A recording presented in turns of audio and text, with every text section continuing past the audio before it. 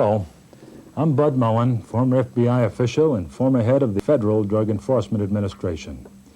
Drug abuse has reached epidemic proportions in our nation, and the problem has affected our economy, our crime rate, our educational system, our military services, our entertainment industry, our athletes, and our youth. Every 5 seconds, a teenager is involved in a drug or alcohol-related accident, and more than 1/2 of all teenage deaths result from drugs or alcohol. People everywhere have asked me how a young person can deal with the drug crisis. I believe that the man I introduce to you now, Sergeant Bud Hulsey, has that answer.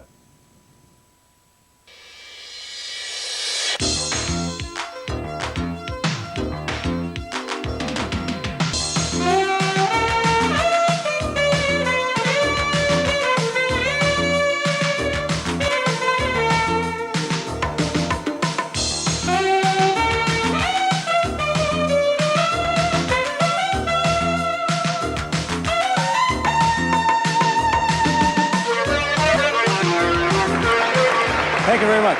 I'm glad you came. I know there's a lot of places you could have been. You came here anyway, and I appreciate that. There's a couple of things I've got to tell you. One, I kind of talk fast, and you kind of got to listen fast. Number two, when I deal with young people, a lot of times they look at you because you're police, and they say, woo-wee, you know, and I've gone in high school, some of them back up against the wall and say there's a fungus among us and all that. I want you to know I'm a normal person. I have normal feelings and normal emotions, and I want you to know my mother didn't drop me on my head when I was a baby or anything like that. And just because I'm in law enforcement doesn't make me weird or strange. I'm a normal person. In fact, I wear deodorant even, and just for you today and for this program today, I put on a new deodorant that really hasn't been out on the market very long at all. It's called stereo deodorant, and it really doesn't kill the smell. You just can't tell where it's coming from. So I'm a normal person, all right? I want you to treat me like a normal person. When we talk about drugs and alcohol, and especially drug abuse among teenagers, when I ask moms and dads, why do you think teenage kids do it? You tell everything that's wrong with you, you tell them what pot will do, you tell them what cocaine will do, and still have a lot of teenage kids that mess around with it. Why do you think they do that? I get 2 answers from parents, and by the way, they're different from the answers I get from kids. The first answer that parents will give me, the first one they'll say, kids do it because it's peer pressure. That's what it is. I raised my kid right. I even went to church a couple times, and I sent him down to this rotten local high school here, and he went through the front door of school the first day, and 47 kids jumped on him and held him down the gymnasium and crammed marijuana down his throat. That's why he does it. If all those rotten kids down there wouldn't do it, my good kid wouldn't do it. It's peer pressure. And you got to understand something about peer pressure. And drug use does come down into 3 areas. The first 8 to 10% is called experimental use, front end. The next stage is 80%, and that's the biggest hunk, and that's called abuse. The tail end of this thing is another 8 to 10%, and that's called addiction. Now, it's obvious to me why these people do have no problem with this 8 to 10%. I know why they do. Front end 8 to 10% experimental use, I do believe peer pressure probably is the biggest factor to get a kid to experiment with dope. I'll buy that. But let's be honest. In your state or your community or your school last year, out of all the pot that was smoked, how much of it was smoked here experimentally? Maybe 8 to 10%.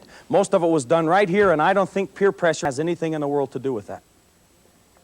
I got to tell you, over the past going on 7 years now, I've interviewed almost on a one-to-one basis between 4,500 and 5,000 junior high and high school kids that did dope regularly, and I said, why do you do it?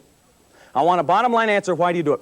Not one kid out of 5,000 told me he smoked pot because of peer pressure. Not one. Second answer I got out of moms and dads. Now this is real deep. I really like this answer. Parents will tell me kids do it because they want to escape from reality and depression. Ooh, well, that's a heavy answer. I like that. But I got to be honest with you. Out of 5,000 kids, not one kid told me he did dope to escape from anything. Didn't make much sense to me anyway. If anybody should have wanted to escape from reality and depression to being a teenager, should have been a great-grandmother when she was a teenager. She's the one that grew up some holler up here in a 2-room shack with cardboard on the wall and a toilet 40 feet from the house. She didn't have Big Macs, Dr. Pepper, TV, Corvettes, and video games. If anybody should have wanted to escape from reality and depression to being a teenager, it should have been them. Despite how bad some kids think they got it, I promise you, kids that have more, they go more, and they do more than kids have ever done in the history of civilization. Who wants to escape from that? Nobody. I think it's a dumb answer. Not one kid out of 5,000 told me that.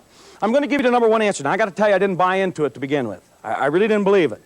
Number one answer I got out of 5,000 kids when I said, why do you do it? This was it. It wasn't peer pressure. It wasn't escape from reality and depression. This was the number one answer. Boredom. School boring, home boring, life boring, church boring, math boring, science boring, English boring, everything in life bores me to death. Now, there was a second answer that came in very fast with it. And it was just, I like to get high, or I like the feeling, or I like the buzz, or I like the good time. Now, I didn't buy this at first. In fact, the first kid I really listened to went to our local high school. He was 15 years old. We'd arrested him for 23 counts of burglary, and the juvenile judge was sending him downstate, and I went to see him the day before they sent him off.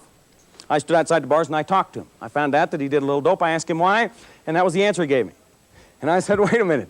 You don't have a right to say that. If you want to know boredom in school, I can tell you boredom in school, and I'm not that old, but the first few years of grade school, we didn't even have playground equipment. This is what you did at recess. You went out there and took your belt off and you hooked it through the back loop of the pants of the guy in front of you and you held on to the end of it and he was the horse and you were the rider and you ran on the school ground like that. Big fun. I said to this kid, I'll tell you this, you don't have a right to say boredom.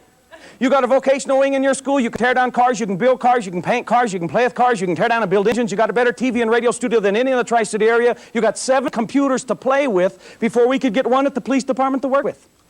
I don't buy this answer. He said it doesn't matter. That's why I do it.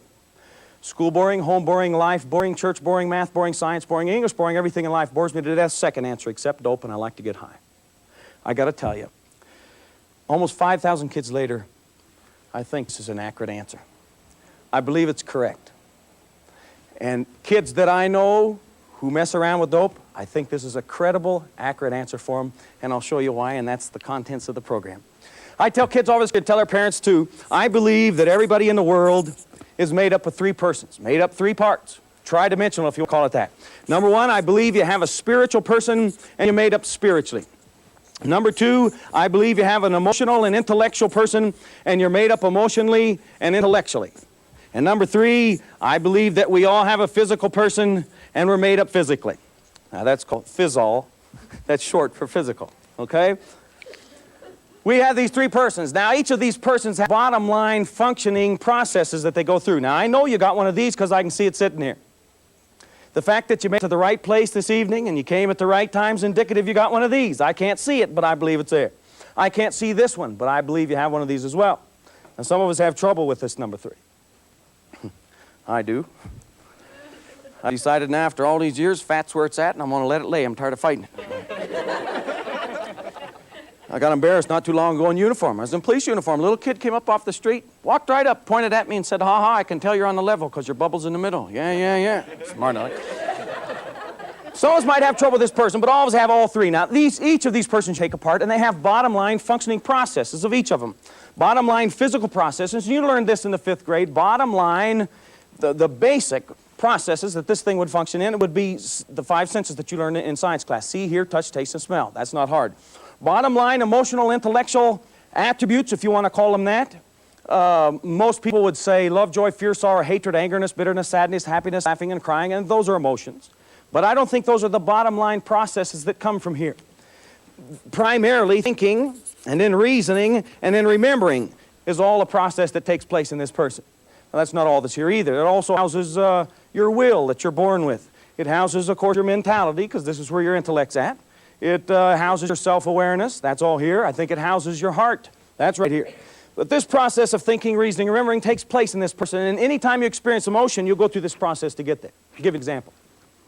You don't experience the emotion of anger until you go through this process of thinking, reasoning, remembering. If you're a girl and you have a boyfriend, you experience the emotion of anger against this guy. Okay? That doesn't happen till you think, reason, remember. You think, look what the jerk did this morning. You see? The reason, he didn't have no right at all to do that. And then you remember what he said when he did it. Those 3 things in that case goes to produce the emotion of anger. It's the same with any emotion. Let's take the emotion of fear. My wife has a deathly fear. Literally mortified of vampires. I'm serious, vampires. I've tried to reason with her. I've tried to appeal to her intellect here. And her emotions overrides her intellect in this case. And it doesn't matter what I say, she has a deathly fear of vampires. We came home a few years ago, put the kids to bed, we turned the television set on, about the last half of this TV show called Salem's Lot. I don't know if you saw that thing or not. For 2.5 weeks after that went off the air, every time my wife went down this in the house, I had to walk down there with her. When she went to this in the house, I had to walk up here with her. Even in the daytime, when vampires aren't running around, I'm walking up and down the house with my wife. Deathly fear of vampires. I graduated from the FBI National Academy about going on 5 years ago. And when I was up there, I fired a master's on the firearms range. Now, that's almost as good as you can get, and I felt real good about that. Cocky, really. And I came home, and I was going to show off. So I took my wife to the woods and I put this tin can out there, small tin can, but a real small tin can, about 30 yards. I said, now watch the pro. I'm going to show you how it's done. I took my pistol. I said, you hold it like this.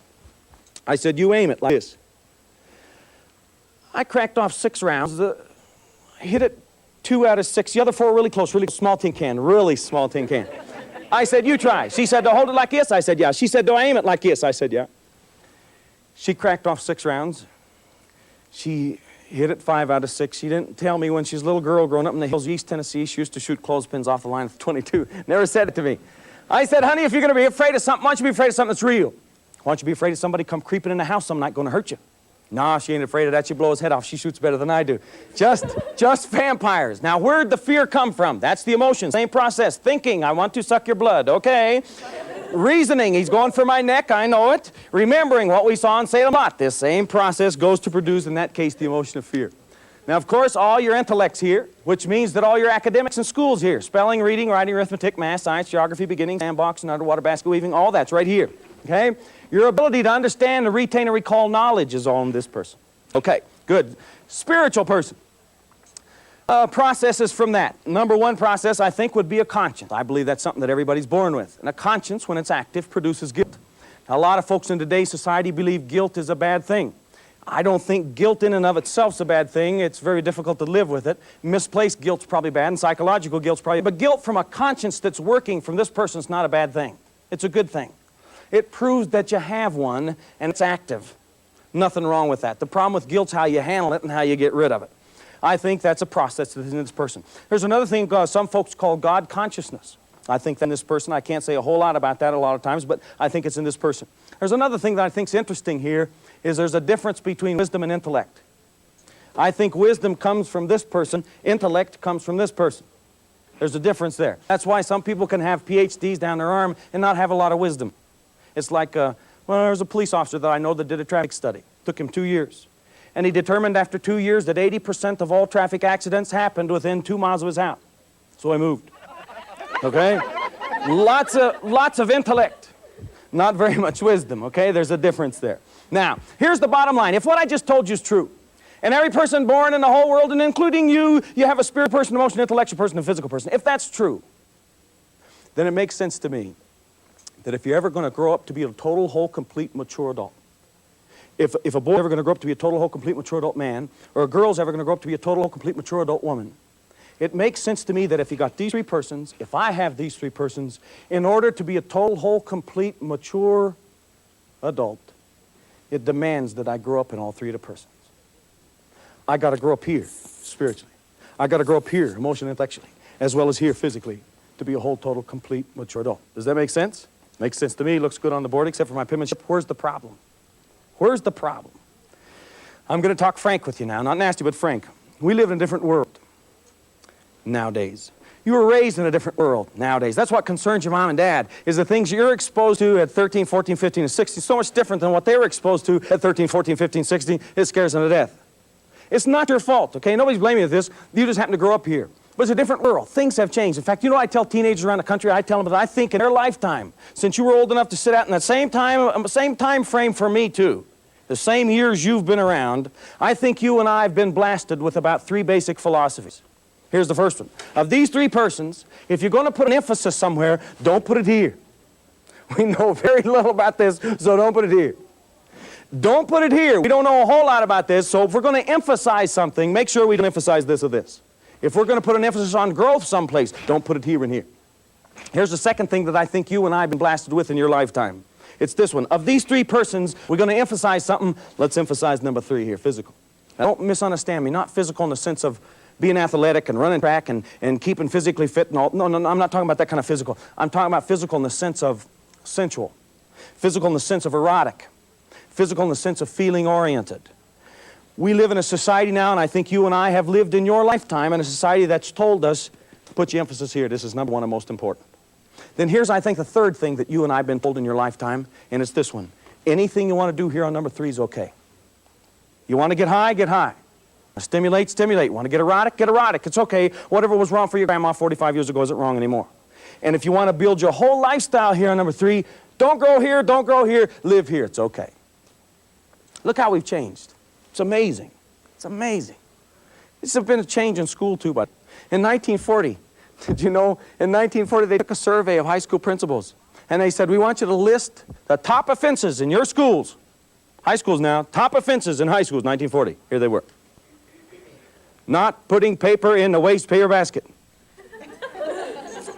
It's a heavy-duty one. Talking in class. Chewing gum in the class. Inappropriate dress. That meant you didn't have your shirt tail tucked in, or maybe you didn't wear socks. Do you know what the top offenses were 40 years later in 1980? Bombing, arson, murder, rape, robbery, aggravated assault, drug abuse, alcoholism, and all the top felonies in the United States.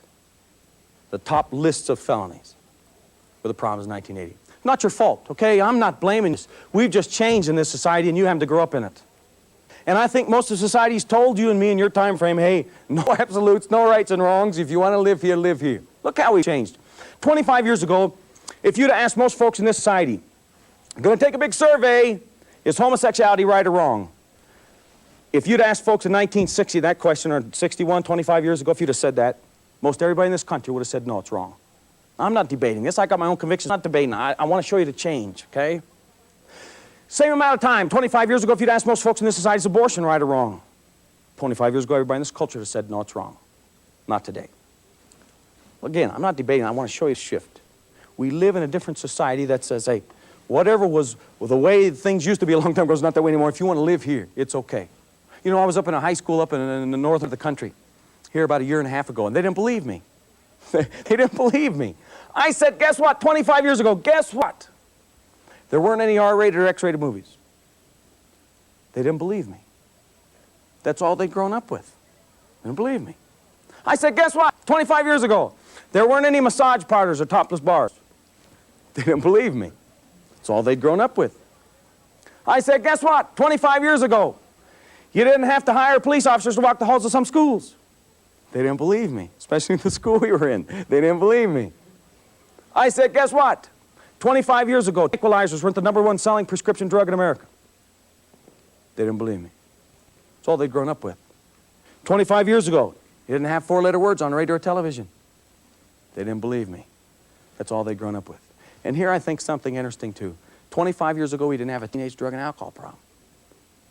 That's why I don't think dope's the problem. It's a big problem because I don't think it's the problem. I think people who are going to go out this weekend and get in the middle of 2 joints or 3 joints or 5 joints or 2 6-packs of beer to get high, I think they're doing just exactly what this society shoved down their throat. That's live right here. And I think they're doing exactly what they've been programmed to do. Now, lots of examples we could put there, but we got to finish with this program. Here's the problem. What if somebody buys into this? What if a teenager says, yep, I love it. Put me here. Hey, forget this and forget this. I love it. Put me here. This is where I'm going to do all my breathing, thinking, moving, growing, right here. Physical. Forget all this. This is where I want to be. What if he buys what shoves down his throat? Well, number one, you show me a kid who buys into physical, and that's all he knows, and that's where he builds his lifestyle, and that's where he's at. And I'll show you retarded and slow people here and here. I don't mean mentally deficient. Their brain can work. It just doesn't grow. I'm on a board of drug and alcohol in my hometown. That's the biggest problem in dealing with drug-dependent kids at the time. Some of them can tell me everything about sex. They can tell me stuff about sex I ain't never heard. They can tell me how to mix and match antidote to get the best kind of high without dying. But they don't know anything here. And they don't know anything here. You show me somebody who locks into this and this is all they know and the only place they live, and I'll show you retarded or slow people here and here. You show me somebody who buys into physical and that's no, and I'll show you people who perceive all of life only from a central perspective. In other words, it doesn't mean anything unless it means something here. It doesn't motivate at all unless it motivates here. And you show me people who lock into this and they buy what society shoves down their throat. And number two, I'll show you people who perceive most of life from a central point of view. Number three, you show me somebody who locks into physical and they buy what society shoves down their throat. And I'll show you bored people. Why? It makes sense. Do you know about 98% of life? 98% of life won't do a thing for you here. Won't make you high, won't turn you on, won't stimulate you, won't make you erotic. In 7,000 years of culture, it never has and it never will. If you graduate from high school and you go get a job, or you go into college, you go to a career, and you get a job, I promise you, when you go to work, you're not going to get high unless you pump gas and sniff it or something. Okay? Why? Because in 7,000 years of culture, going to work has never made anybody high. It never has and it never will. 98% of life won't stimulate us, it won't turn us on, and won't make us feel good. You show me somebody who locks into physical and they buy what society shoves down their throat, and that's the only place they grow. And I'll show you people who are going to have to classify 98% of life as boring because it doesn't do a thing for them here. The answer I got out of 5,000 kids, I think it's correct. Look at that second. Math, yucko boring. Why is it boring? Don't turn me on. Hey, math isn't supposed to do anything for anybody here. It's supposed to make us feel good there because that's where our intellect is. We grow up there, some math can mean something to us. English, yucko boring. Why is it boring? It don't make me erotic. English isn't supposed to do a thing for anybody here. It's supposed to make us feel good there because that's where our intellect is. That's where our heart is. We grow up there, believe it or not. Some English, some poetry can mean something to us. Church, yucko boring. Why is it boring? Hey, don't turn me on. Church isn't supposed to do a thing for anybody here. It's supposed to make us feel good there because that's where our spiritual person is. We grow up there, believe it or not. Some church can mean something to us. Bottom line, show me people who lock into this, and that's all they know, and I'll show you bored people. I think the answer is correct. Not only that, fourth thing, show me people who lock into physical, and I'll show you people who are going to have a drug and alcohol problem. They got to. That's where they live. We have a place in my town where I live now. We have a place called Broad Street. Every town's got one. Your town's got one of these. Okay? Well, no matter where you're at, your town's got one of these. It's a place where on the weekends all the teenagers from everywhere go down and cruise. Now, when I was growing up in high school, we used to call it dragging the gut. See? It was on the other side of the state. But we call it cruising now, whatever. And every town's got one. Every town's got on the weekend. In our town, it was Broad Street, and they packed it out. I mean, every weekend. It might take you 20 minutes to go 4 blocks. And I have no problem with that. I don't think there's anything wrong with that. But there was a lot of other stuff going on Broad Street that wasn't exactly correct either. There was a lot of pot smoking. There was a whole lot of alcohol consumption. And there was a whole lot of other stuff that moms and dads really didn't want to know about. So because of all that, the chief of police used to assign extra patrol on Broad Street, and my turn to work, it came up about every 11 or 12 weekends. If you're a cool teenager in my town, same as your town, and you want to drink hard liquor, hey, you can't stand out on the side of the street with a fifth of whiskey in your hand and shoot the raspberry at the cops as they go by. That won't work. You can't do that. So if you're really cool, this is what you do. You get you a styrofoam cup or a soft drink cup, and you pour your booze in that. And that way, nobody really knows what you got in the cup. And you can stand right out there. Then you can drink it, just like in your town and in my town. Now, there was a girl, it was about 11:30 on a Friday night. She was leaning up against this Jeep, and she was talking to 2 guys on her left. She was holding a styrofoam cup. I come sneaking up. Hawaii 5-0 crime dog. I'm after this. Okay? I sneak up there. I jump out, stick my nose down the cup. I take a big whiff. Whew, man, like to knock me out. About 100 proof booze. She drops the cup. She goes into DTs. That's not delirium tremens. Stands for don't tell, please, don't tell. I said, all right, I'll tell you what, I'm not going to tell. We won't go to juvenile court. I won't call your mom and dad this time. I'll write this time. But in exchange for that, a couple of things. Number 1, this is it. We got to pour all the booze out. Number 2, I'm going to ask you some honest questions from my heart. I want some honest answers. Is that a deal? She said, deal. I said, how old are you? She said, 14. I said, you're 14? You're drinking 100 proof booze, you're 14, I want to know why. Do you like the taste? Oh, yuck, she said, makes me puke. Good, progress. Well, why are you drinking then? I don't understand it. You like the smell? Barfo, she said, gag me with a spoon, man. Well, why are you? I know what it is, I read it in the book. It's peer pressure, isn't it? Everybody else out here on Broad Street's drinking, you think you ought to drink, right? She got indignant. She said, are you kidding? If everybody on Broad Street drank, and I didn't want to drink, I wouldn't drink. If everybody in Broad Street did not drink, and I wanted to drink, I'd drink. I said, I don't understand you. You don't like the taste, you don't like the smell. If it's not peer pressure, I want to know why. 14, she says to me, simple, man. I like to get high. I like the feeling. You show me somebody who lives here, and there's no growth here and here, and this is where they build a whole lifestyle, and I'll show you somebody who's going to smoke pot. Why? Because I like to blow smoke? No, that's stupid. You can buy Camel filters and do that. No. You got to get high. You have to get high. That's where you live. Oh, you don't have a physical dependency yet. That'll come if you keep up with it. But that's not the issue. You got to get high. That's where you live. Alcohol? You know, I don't know one kid under 18. I don't know one. There might be some, but I don't know one who this coming weekend will drink 1 can of beer for a beverage. I don't know one. But I can show you thousands that'll get in the middle of 2 6-packs to get high. They have to, if you live there. That's not the saddest thing. That's not the saddest thing to me. Those four things, but besides that, if this is all you know, and you buy what shoves down your throat, to me, this is the saddest thing. You're going to miss out on all the joys life's got to offer. Some of the greatest happiness that can come your way, you'll miss out on. Let me give you one. L-O-V-E, love. Do you know, I've run on from Oregon to Alabama to Connecticut. I've talked to junior high and high school kids. You know what? High school kids are the same everywhere. They talk different in some places, and they dress different in some places, but by and large, underneath, they're all the same. One, they're idealistic, and number two, when you shed all this other stuff, believe it or not, down inside, they all want to know what it means someday, to find the right guy or the right girl and really experience genuine, honest to goodness, deep, real rich, fulfilling, romantic love.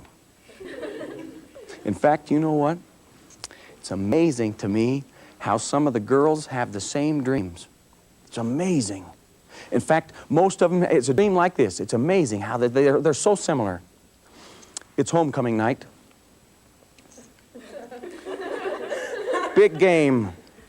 Electricity in the air, and here's your team playing your rival team. This team that you've hated, and your parents have hated, and your parents' parents have hated. This is a big game, big rival team.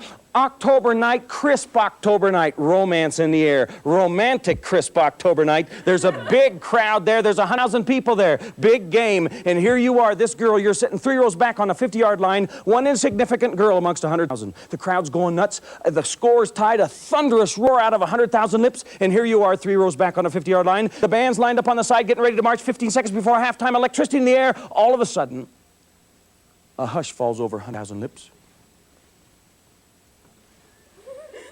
200,000 eyes shifted this into the stadium. You can hear a pin drop. And there, under the goalpost, tall, dark, handsome on a big white horse. He stands tall in the saddle. Some girl whispers, "Who is he?" And you think, "I don't know, but I'd like to know." Some other girl whispers, "Who is he looking for?" And you think to yourself, 3 rows back, 50-yard line, "I don't know, but I'm available." Then, as 200,000 eyes look on, you, one insignificant girl amongst 100,000, 3 rows back, 50-yard line, you timidly stand to your feet. His eyes meet your eyes. Now he's at the 10, now he's at the 20, now he's at the 30, at the 50. He's over on the side. He leans ever so slightly in one strip, and with one arm, he's very macho. He sweeps you off your feet, places you on his lap, and you ride off into Never Never Land, happily ever after. I know. You can replace the horse with a vet or a Z28 or something. I know that. But believe it or not, most girls still have that kind of dream, and I got to tell you, that's a nice dream. That's an exciting dream. Here's a sad thing. This bothers me.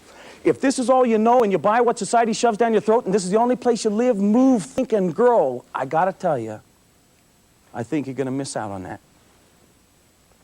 That's sad. Why? Let's look at it like this. Let's say you're going steady with a guy. For sake of argument, I'm not saying that he is, but for sake of argument, let's say the guy you're dating lives here physical. For sake of argument.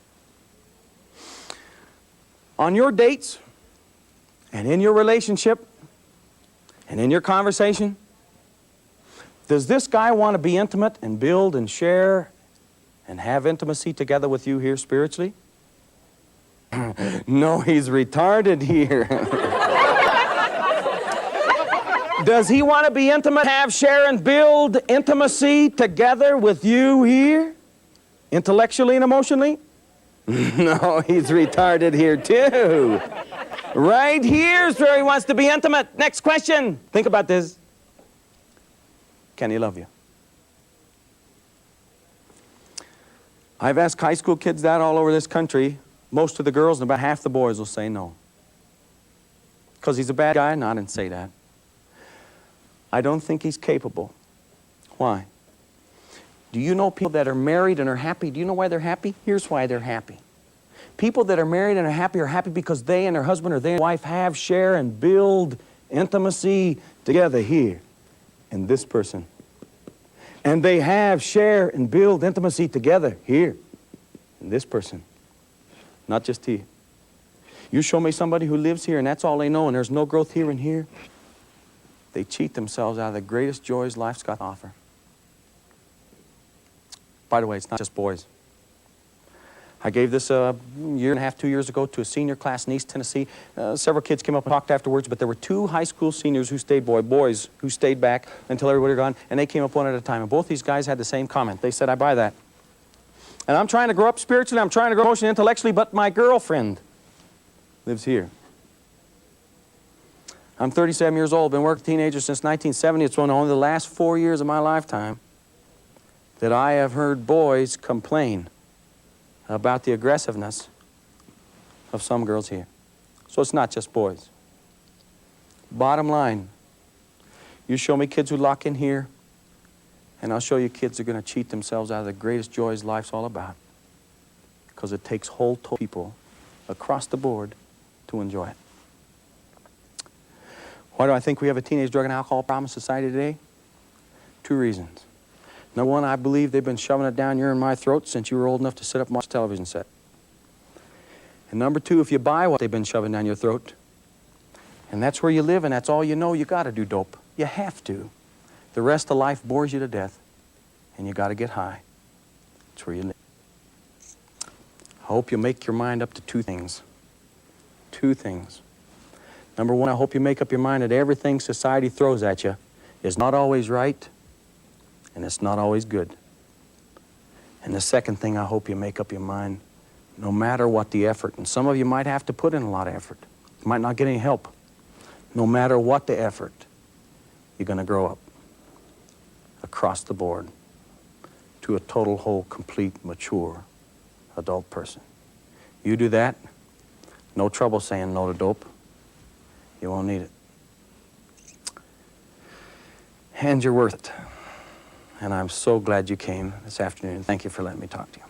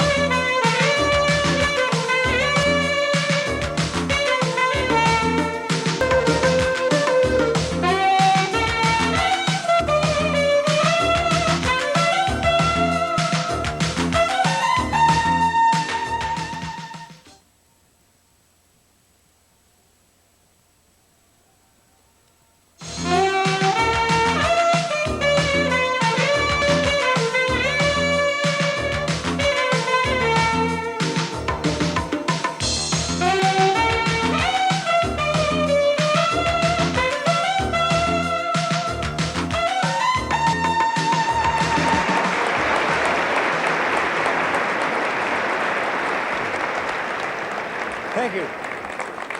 Folks, your children, they don't belong to whatever state you live in. Your kids don't belong to the state.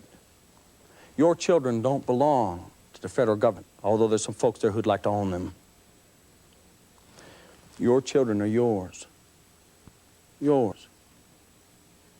And nobody in the world can raise them any better than you can.